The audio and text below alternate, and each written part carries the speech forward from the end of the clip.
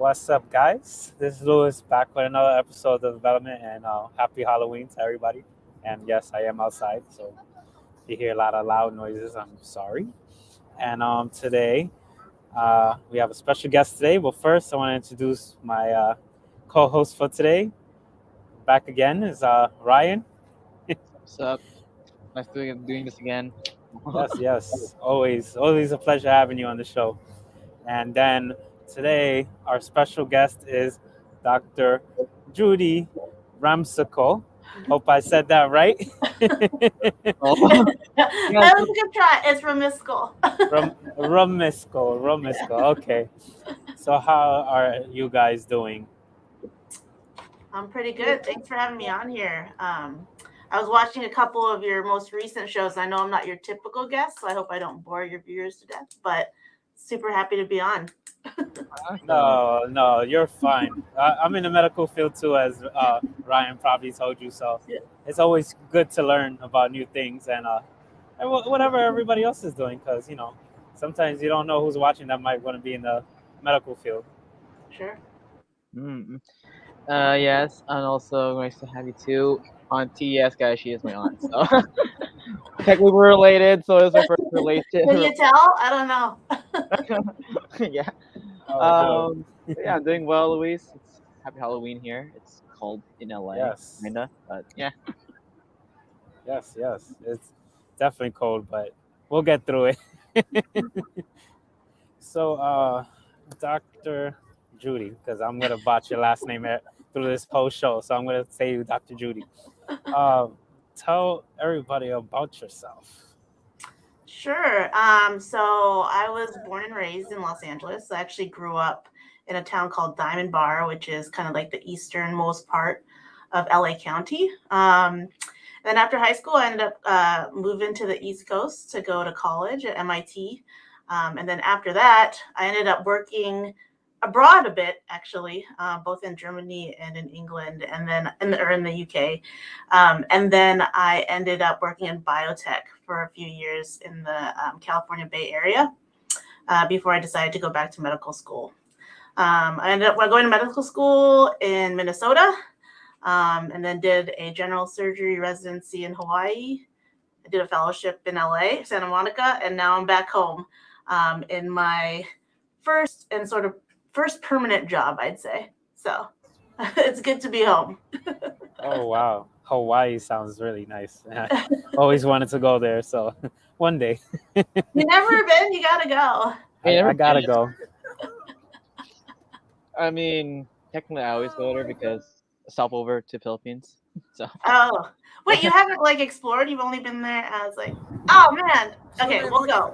I'll bring I'll bring you over there. You gotta go.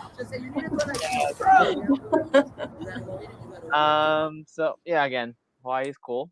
Like oh, okay. So Hawaii is cool. So yeah, guys, accidentally unmuted. So Hawaii is actually cool. So yeah. So let me ask the next question, Auntie. So of course you are in the medical field. So what got you into medicine? Like what made you want to start taking medicine? Yeah.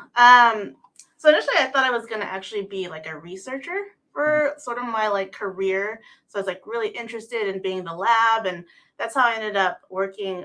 Actually, when I went to MIT, I got my degree in biology and bioengineering, and I ended up working for a company called Genentech, sort of right after college, and they develop a bunch of they're basically develop a bunch of cancer drugs, in addition to a few other ones. Um, but while I was there at my first job, I actually worked the weekends. So I had Mondays off, and I started volunteering at Stanford's Cancer Center. And that was just to basically like play chess with like the people who are getting their chemotherapy infusions and things like that. They get pretty bored. And that's when I actually found that I liked. I'm really bad at chess, by the way. But anywho's, I'm horrible. But that's when I found out that I actually really liked working with patients, and I found that much more sort of inspirational than being behind a bench for me, at least. And so that's when I made the decision to transition into the medical field and getting my MD.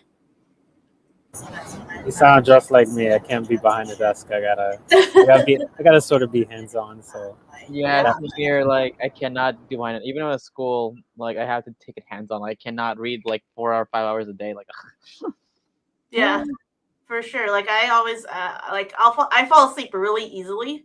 I can sleep in any situation, and I've definitely like fallen asleep having like a book in my hand and just like definitely. like splayed out on the floor wherever. It's hard to sometimes stay awake with all Yeah, yeah. I definitely agree with you on that. that. So, what made you interested in starting as a undergraduate researcher in cancer? Yeah. So cancer, I think, has always been something, or the disease process that's kind of near and dear to my heart. I think a lot of us know somebody, have been touched by someone that has had to deal with cancer, and it's a tough disease because it can last for a really long time, and there's a lot of suffering that's often involved. My grandfather on my mom's side actually died from cancer when I was fairly young, and his funeral was actually on my 12th birthday.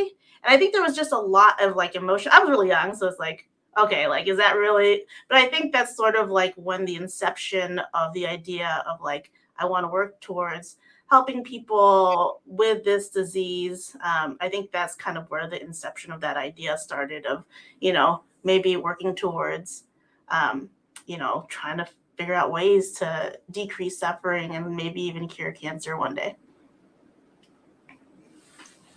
Okay, okay, yeah. I know somebody with that had cancer. I know like two or three that survived it, Yeah.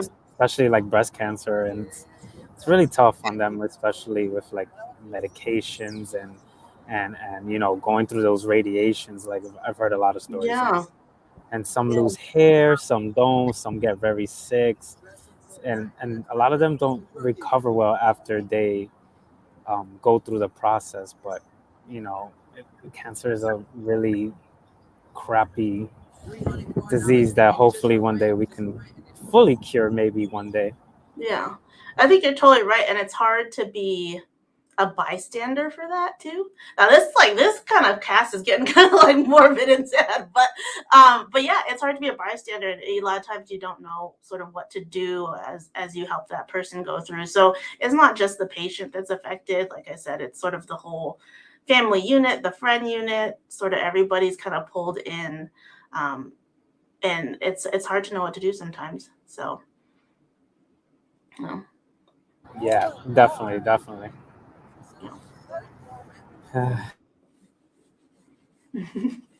oh, cool. At least you do have the next question. Oh, actually, my bad, my bad.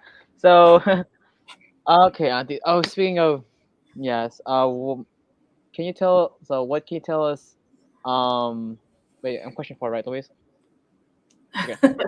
Because like I know, like sometimes you mix it. So, what made you decide to become a surgical oncologist? that's a good question too. So I think there's a lot of opportunities to make a difference in people who have cancer. Anything from being like an oncology nurse to a medical oncologist. You could be a radiation oncologist. You can be a therapist, a dermatologist. You could be in the veterinary field, even if you're looking at pets with cancer. There's all these different ways to sort of get involved with the treatment of cancer. Um, in medical school, it's traditionally your third year of medical school when you start to make that transition from learning about things like cancer in books to learning from patients and from being in the hospital and all of those things. And sort of maybe really appropriate for Halloween, but during my third year of medical school, the first time I ever really cut through human flesh, I knew that the way that I wanted to help people through cancer was through surgery. And some people get like really scared in the OR, they get like sort of nervous, but I felt actually very empowered by doing that sort of like action. And so that's how I was like, okay, no, I'm going to be a surgeon. I kind of originally was thinking I was going to be a medical oncologist, which is sort of the doctors that prescribe chemotherapies for people. But that sort of like instantaneous moment of like, oh, this physical motion of doing this and like actually being able to take a cancer out of someone's body and potentially cure them of that cancer was sort of where I wanted to be in that whole grand scheme of things.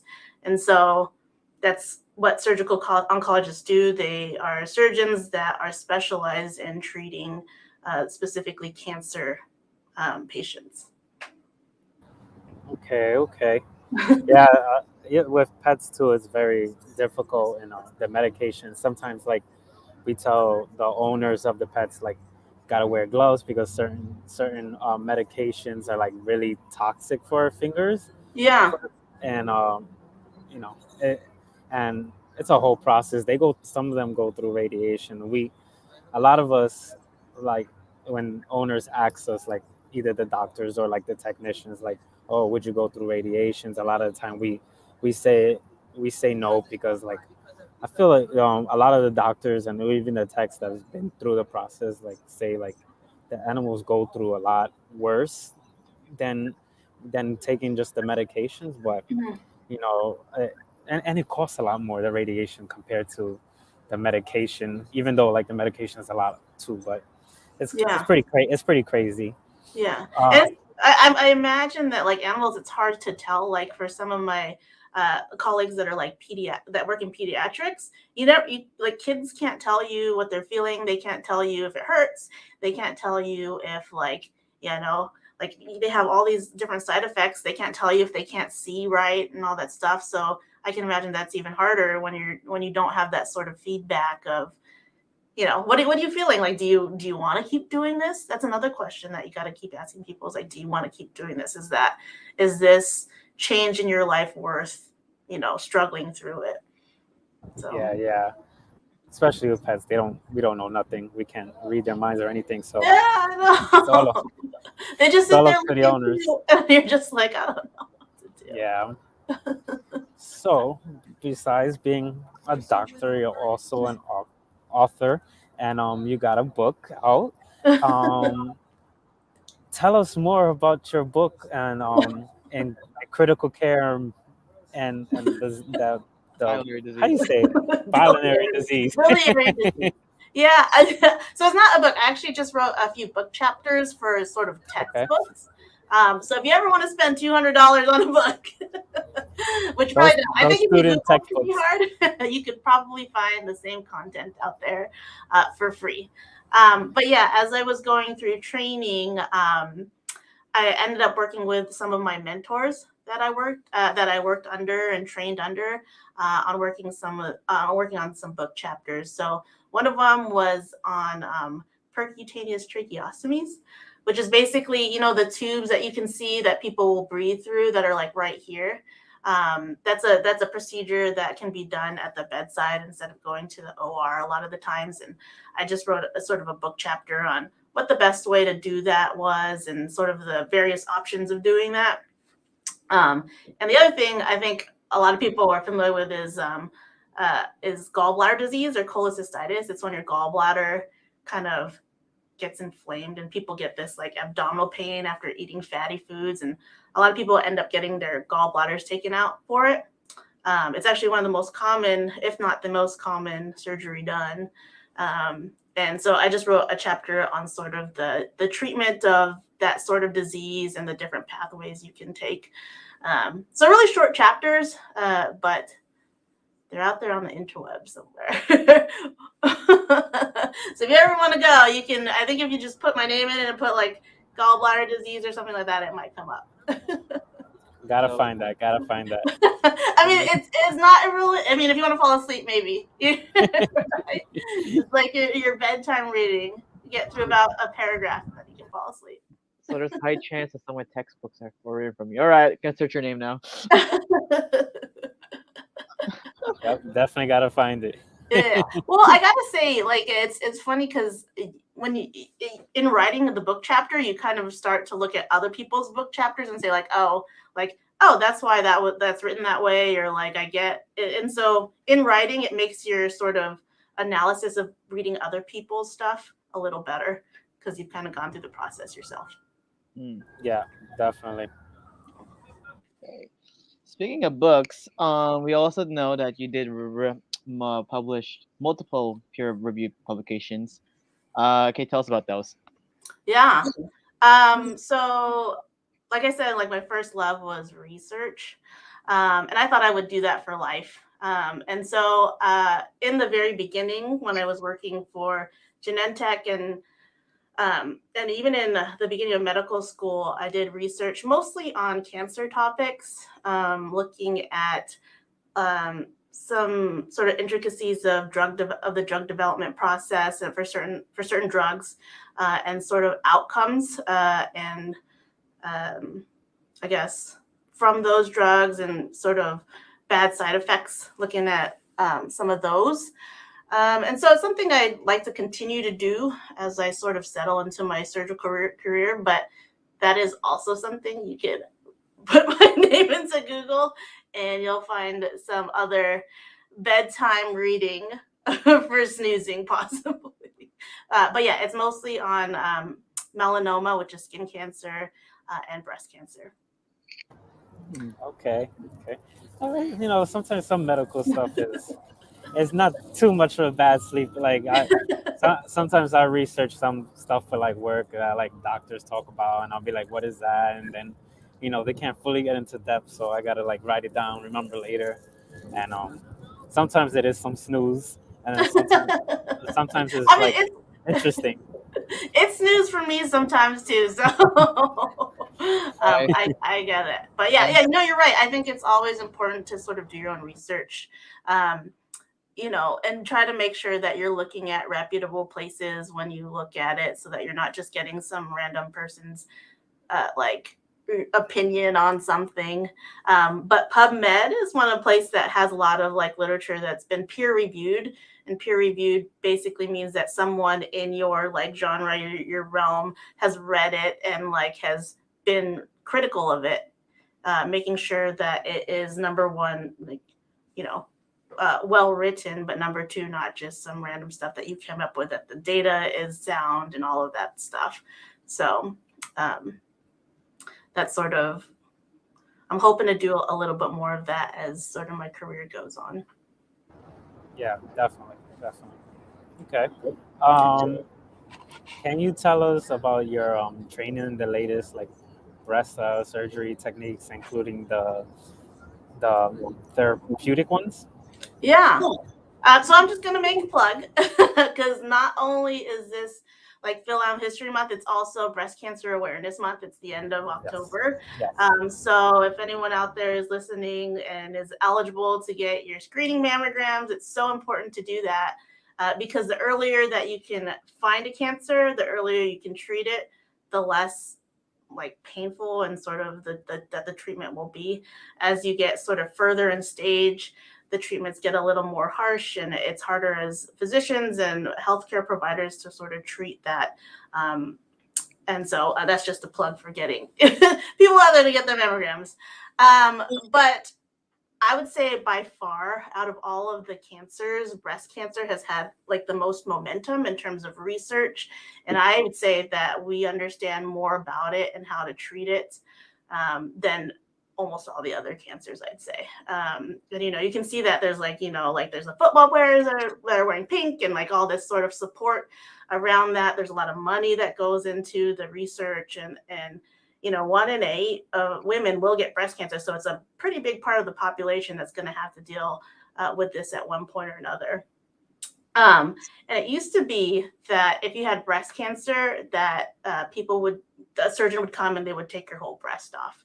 And that is, I think, some people are fine with that, but some people, it's very, sort of like psychologically debilitating to lose that part of your body, especially as a woman, that's been there forever. And not only that, you're now asymmetric. And so it also has like sort of physical debilitating qualities. You can't wear your shirts look different, all that sort of other stuff. And so we've sort of developed ways to be able to combine plastic surgery, and cancer surgery together to be able to take the cancers out, but still come up with like a cosmetically pleasing uh, end result. And that's called oncoplastic surgery. And I think as time goes on, people will be more trained in this, but I was very lucky. I got trained by one of the best in my training, and so it's something that I want to push forward as I work with residents and medical students in the future. So yeah, it's called oncoplastic breast surgery, and I think it's great. That's awesome. I know two people that completely took off, Mhm. their breast and everything, and one was fine with it, and then she got like a whole chest tattoo thing, and she was happy with it, and then one went through the process of like being very sad and depressed about it, and then she's over it and everything, but the whole process of just like losing what was there that was yours is pretty crazy. Yeah, and you never know how people are going to react. I think you have an idea, but like once it's gone, it's sort of like, oh, like I think there's so many options now for women that are dealing with breast cancer that knowing all of the options or being trained in all the options and then being able to present those as choices to somebody, I think is more beneficial for like the patient physician interaction and sort of their decision making process, and making sure that they don't have post-operative, we call it post-operative regret, where they thought that that's what they wanted, and they find out there's something else that may have been a better fit for them. So we want to diminish that as much as possible. And I think that comes from knowing all the techniques and being trained in all the techniques, so you can give that sort of all those choices, like I said, to your patients. Definitely. Yep. Speaking of your patients and your career, so next question is, what were some of the challenges you faced while pursuing and finally accomplishing this career? There are a few. It's a super long road. The specialty I chose, which is the surgical oncology, it's taken 11 years for me of training just to get here, and that's not including undergrad. That's just from the beginning of medical school. And a lot of people will actually take a longer route of about 13 years of training. And during that time, we're not financially compensated very well for our time as residents. We put in, there's an 80-hour work week, but we go home, we study, we do research. That's all outside of the 80-hour work week. And so you ended up doing that. And I'll just say, for me, for about 5 years, I didn't have 2 days off in a row unless I was on vacation. So like I had 4 days off a month, which is like just physically and mentally exhausting, I would say. So that's sort of one of you just kind of have that endurance. I'm also very aware that I don't look like your typical surgeon. And so I think that as such, like I have to walk into a room with a lot more confidence and a lot more sort of like chutzpah, I would say, for people to believe what I am saying, and that I know what I'm saying, and that I think that is kind of like a little bit of a challenge, and still something that I'm dealing with. I know that there are a lot of Filipino women in surgery, but I actually feel pretty blessed, sort of, that I got to work with a lot of them in my training, and been mentored by a few of them. And then I actually, in my third year of residency, I actually got something called transverse myelitis, which is basically I had a lesion on my spinal cord. I was paraplegic for about 3 months, I'd say. And so and I was like sort of out. I was like wiped out, couldn't walk. And so it's a pretty rare disease, and the treatment for that is not necessarily like, there's not like a standard treatment for it. So we didn't really know what was going to happen. And so your mind starts wandering, like, what good is a surgeon that can't walk? What good, like, how am I going to do this if I can't stand on my feet? And so there's definitely a resilience there that I sort of had to just kind of like, all right, if this is going to happen, this is going to happen. If it's not, then I'm going to push forward regardless. And like, thankfully it worked out for me. But I know for a lot of people that do get transverse myelitis, they don't necessarily kind of regain all of their function. But it's sort of those things, you never know what's going to happen, but you just kind of got to keep pushing forward. I think one of the major things that has like been like invaluable is like family support. So I don't know. You just like, and especially in the Filipino community, I'm just gonna say like you just like come in and you're just automatically family, and those people support you even if they don't know what your last name is or like you know what I'm saying. They just like, oh okay, like come in, you're having dinner, like you're automatically like Manong or Manong or whoever, and those like random people they just come off the street, and so that sort of support, actually especially in Hawaii where there's a pretty huge Filipino population. Definitely was invaluable in helping me get through the long road. So lots of challenges, but in the end, it's like completely worth it. That's right. That's Totally. right. Oh well, we're glad you're okay and that nothing major crazy happened. And Yeah. I totally agree with what you said about like going to a field, knowing what you're talking about and everything. I face the same thing. Like if I Yeah. leave my job and go to another location, and I gotta prove myself that I know what A, B, and C is, and then Mhm. be a little extra and probably know what C, D, and E is, just so like people could be like, oh, okay, he really knows what he's talking about and everything. 'Cause medical field is a hard field with knowing certain words and like explaining certain ways and everything.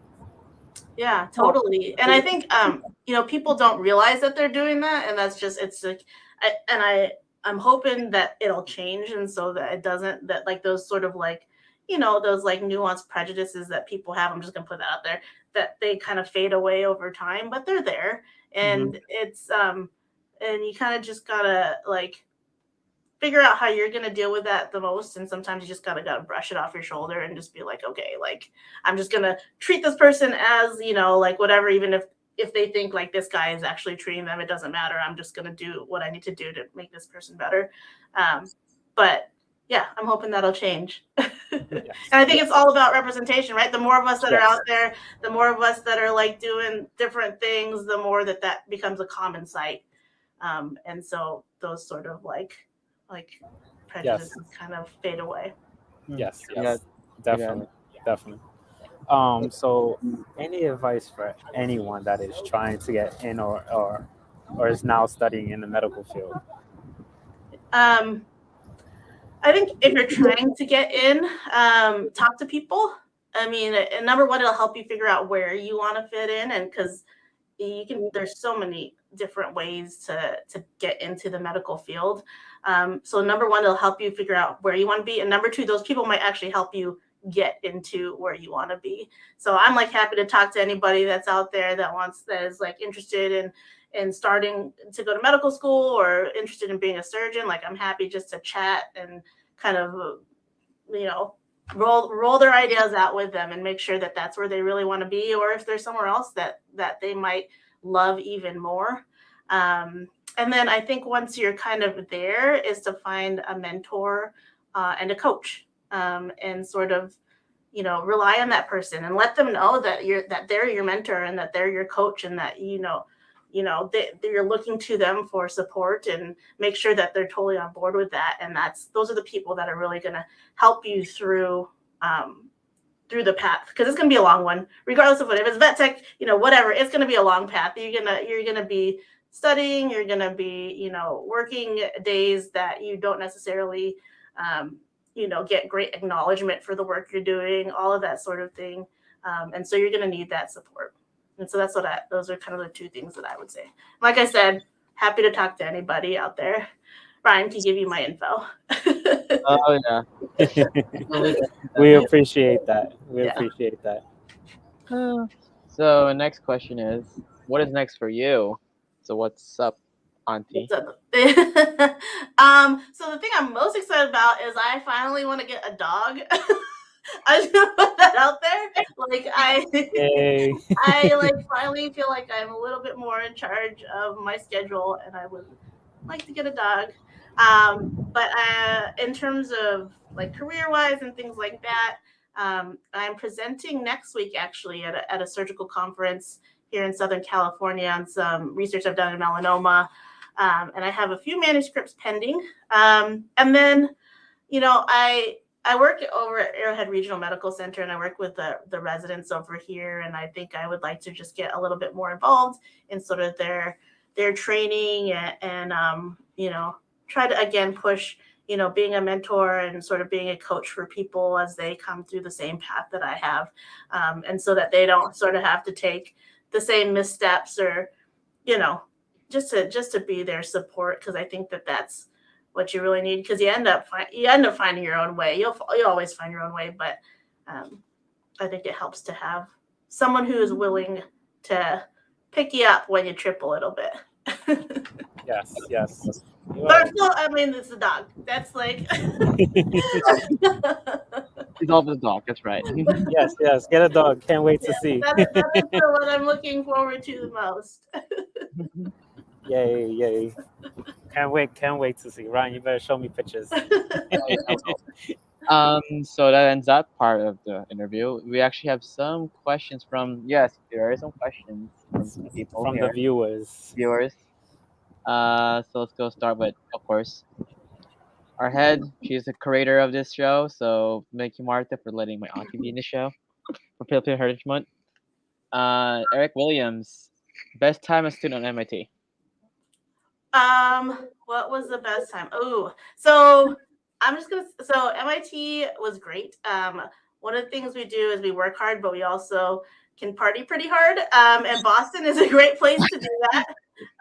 And so I will leave that to imagination, but it's a great place because there's so many universities over there, and you will run into a bunch of different people. I think one of my favorite memories is actually was in a sorority in college, and we got to live in the Back Bay, which is a great place in Boston. And the end of the Boston Marathon runs through right in front of where we are, like our house was. And so that was always a really fun time because there were so many people out, and everyone was always really positive because people are at the very end of the marathon. They're just trying to cheer people on. And then, everyone kind of goes and parties afterwards. So that was probably the best time at MIT that didn't have to do with education, I would say. Right. I mean, that's true. Boston has some good schools. I mean, yeah, you were just right there. You were just there, right? Yeah, especially Harvard. I'm gonna have to boo your sweatshirt, though. What? Oh, no. That's the wrong sweatshirt, right? I'm just kidding. Yeah, I tried Ryan. getting MIT one. Okay, I tried getting Gotta put the correct one. So I went to MIT. I tried getting a sweatshirt, and the store was closed. So you're Oh, okay. All right. closed. All right. Maybe that's another thing I'm gonna have to get you. We'll go to Hawaii, and I need to get you an MIT sweatshirt. Yes, you gotta rep the correct school, Ryan. Come on. I'm just kidding. No, I didn't know. There was a lot of collaboration, for sure. I even was in one of their dance troupes at Harvard, so I was over there a little bit as well. Jake Gonzalez, do you use any methods in researching? Oh, okay. Oh, good question. I think that there's a lot of different methods to doing research, and it kind of depends on what you are studying, I would say. I think I just started a new job, and what I'm starting to do is kind of create my own database of things. And I think if you start to create your own database, you're more in charge of like the variables you're working with and sort of what content goes into it. I think the hardest part of research is when you're using data and you don't necessarily know where it came from, or not that you can't trust it, but it's not as tight or as clean as you want it to be. And so I think that can be difficult. I think one of the things that I need to get better in when I'm researching is actually collaboration. Because I think as a surgeon as well, you just have this huge ego and you always want to be in charge of everything yourself. But I think you need to let go of that sometimes and collaborate, because a lot of people have really great ideas, even from the beginning, like even from the inception of the idea. Like there's so many great ideas out there that don't go anywhere because someone wasn't listening. And I think that's something I need to open myself up to a little more. Hi, Mom. I love that she's a big fan of the show and that she comes on and comments. Anyway, here's the question. The process while doing So what is the process while doing surgery for a patient? It depends. My most common surgery is breast surgery, again, because so many people, I mean, it's just a large population of people that have it. You always want to make sure that the patient is preoperatively ready for surgery in terms of their psychological state, but also in terms of their health state. So you want to make sure that if there's like other things going on, if they have cardiac issues, like heart issues, you want to make sure that those are taken care of a lot of times before you put them into like the vulnerable state that is surgery. In surgery, patients aren't breathing on their own. Everything is done for them. And so that can cause a lot of sort of disturbances in their whole sort of like physiologic disturbances. So you want to make sure that they are prepped for surgery. And then when you're doing surgery, my mind just kind of like goes into this like other mode of like concentration and sort of like you just like in this zone for me. So that's my process, is I get in the zone. And then depending on what it is, I usually I'll work with either a resident or a physician's assistant, as well as a medical student in doing the surgeries. And then it kind of depends on what it is, but yeah. And then hopefully they get a discharge and they're doing well. We have one more question. From my page. Remember, hi, Dr. Ramiscal. What's it feel like to be a Filipino American? Oh, okay. Yeah, sometimes it feels a little lonely, actually. But I wouldn't say that like my identity as a Filipino American has as much to do with like being a researcher. I think that it's interesting because when it comes down to data specifically, you kind of lose all of that. You're looking at data, you're looking at numbers and figures, and so you kind of lose like what everyone else looks like, because the data doesn't really have a race or an ethnicity. It just kind of is, if that makes any sense. It's kind of abstract, I guess, to say. But there is one thing that I kind of wanted to gear a lot of my research towards, and I had kind of alluded to it earlier, is that I want to be involved in getting like more representation. So like how can we increase the number of people, like a number of Filipinos, not specifically Filipinos, but others, minorities to apply to be in med school, to go through the process, to like what are the sort of factors that are stopping that from happening. And I'm sure there are social economic things that we have not yet uncovered that are kind of in the way of making it so that the number of people that that are physicians or in a certain field represents the sort of count of the population. That makes sense. So like so that's sort of one of the research topics that I'd kind of like to get into, like finding what those barriers are in terms of that. And also in terms of like, for example, we do things like clinical trials where recruitment is really low, specifically for minorities. And so clinical trials are where you're looking at if a drug works or not. And if you're not getting like a representation in a certain population, then there might be differences in that population. For example, like in the Filipino population, if I'm not getting a lot of Filipino patients into that clinical trial, and for some reason this drug isn't working in Filipino patients, like I can't, like there's no data there to support why it would, if that makes any sense. So I think recruitment into clinical trials is something, another thing that I'd like to look at, what the barriers are specifically in recruiting minorities into those trials. Yeah, definitely. Yeah. I mean, it's also a breath of fresh air. That again, I'm gonna say it, and of course, you will. Filipinos that we're not all nurses. Just kidding. We're not all nurses. But again, it is Filipino Heritage Month, so again, we want to spotlight. So again, my aunt shows you could be a high researcher or a scientist. So break the mold. Yeah, and my mom was a nurse too. She worked in the ICU, and I think it just kind of speaks to that whole it's like, yeah, Filipino people are nurses, but it's we're like a caring people. We like to take care of people. We like to do that. Um, and so, I mean, there's a lot of ways in which we can do that. One of them is to be a surgical oncologist. So again, if there's anyone out there, find me. So before we leave, again, so this actually ends the interview. Well, I got one more question, but we Oh, won't get. I don't want to get. I don't want to get too crazy because everybody feels a lot with what's going on now. But what is your feelings and thoughts with what like COVID? With COVID, Yeah, in terms of sort of like just generally. yeah. Well, yeah. Without getting too like political and or anything too crazy. Well, so interestingly, when I was COVID started during my fellowship, and I'm not like an infectious disease physician or anything like that, but because of the sort of training we get as surgeons, and we work a lot in the ICUs, we were actually told to work as physicians in the ICUs because they were just trying to find people who would be able to sort of come in, be flexible.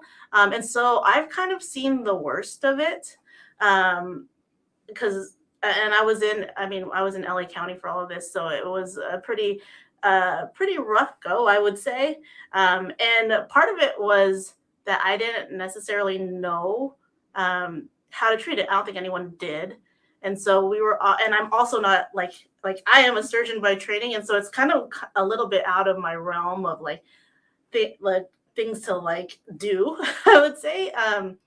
So yeah, I think from that perspective, um, I think that what really concerned me is that it does hit like specific populations a little harder than most.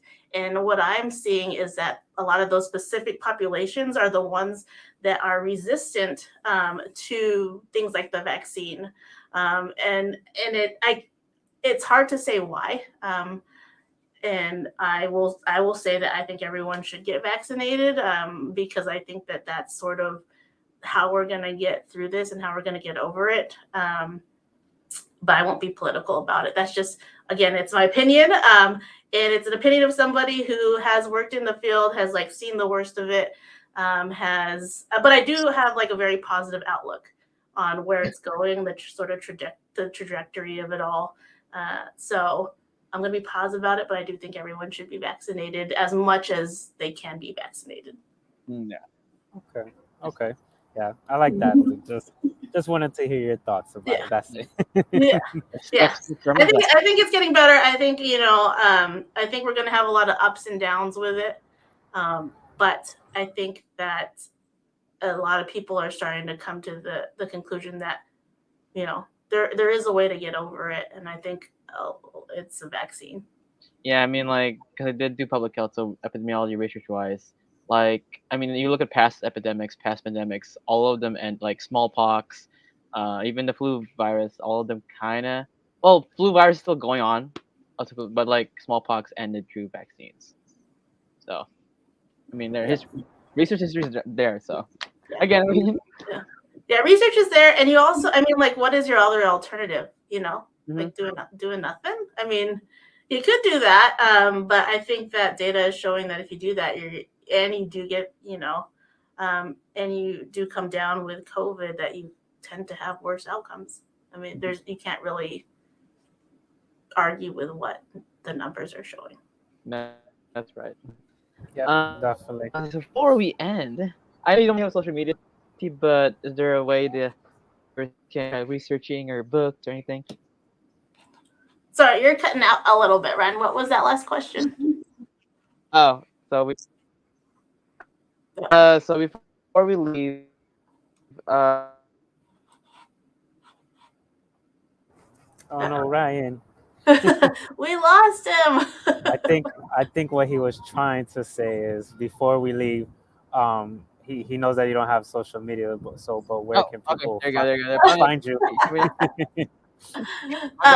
can Or you like, find so me? basically, so like before, yeah, before it's like before you leave, where can the viewers search you, find you, or look at your work? There you go. You can just type. Fortunately, I don't think that there's anyone else named Judi Ramiscal that's on the internet. So if you just type my name into the internet, you'll come. I think one of the first few things that you'll come across is like my LinkedIn page, and then I think I don't know, some of my stuff from fellowship, and sort of. I think the best place to look actually is my most current job is with a group called CalMed Physicians and Surgeons. And if you click on there and you find my name, there's a little box that says learn more. If you click on that, it kind of goes through like all of my training, and it has like the titles of all the things that I've worked on. So I think that's a good start, but you should also be able to contact me through that page. I think that's the best place. I'm actually working on my new website. I am horrible at making websites. The last time I made one was probably in 2001, and it had like a picture of a stuffed animal on it. Wow. If you need help with a website, Yeah. hit MDMC up. Okay. You can message Martha.